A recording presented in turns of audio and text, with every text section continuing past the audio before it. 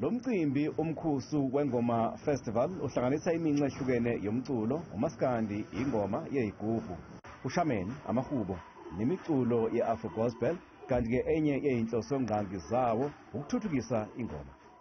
Indlela esizokwazi ukuthi sihluke ngayo iyona le ukuthi sikwazi nanokuthi sithathe ama-group engoma siwafake e-studio siwarekhode, athole ithuba lokuthi agibele stage, kungabe ukuthi agcina kulento esiyibonayo azogcina kuthiwa kubekwe groundini istegi agide groundini. Sithatha ingoma zithi sifuna ukuyi-professionalize. INingizimu Afrika ithathwa njengesizinda samacala okudlwengula njengoba ngesigamu sokuqala sonyaka ka-2022 kwabikwa amacala angu-10,818 kanti ke nezinga lokubulawa kowesifazane bulawa ahlekisana naye liphezulu ngokuhlanu uma kuqhathaniswa ke nezinga lomhlaba.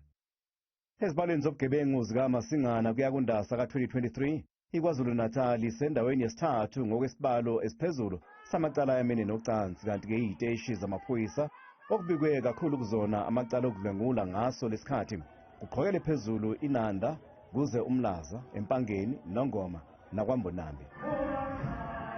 Abagqugquzeli bomkhusu wengoma festival bathi lo mcimbi uyinkundla yokubhekana nalesi sihlava. Uma sibaqoqa sibahlanganisa sokwazi ukuthi sibapholishe ngoba lo mcimbi wethu ulanda ngisho izintombi ezihamba umhlanga bezohlangana nazo. Sivusa ubujongo la sokuthi insizwa ayikwazi insizwa ukuthi uyashelwa waliwe ukujabulele ukuthi uthe ushela yathi intombi cha uzokwazi ukuthi uphinde ubuyele. Lo mcimbi uhehe amaqembu aziwayo kwezengoma aphuma engxenyeni zeKwaZulu Natal kuwona khona u2 Bullet, ezasendlunkulu, uSiko Entertainment nekamthakashana. Hey uyabona mawuthi uphethe insizwa lapho umthakashana usicubo somlenze sasale eKing Edward. Hey wesathane. Ngoba ungekho ngabe umthakashana unomlenze. Mfowethu.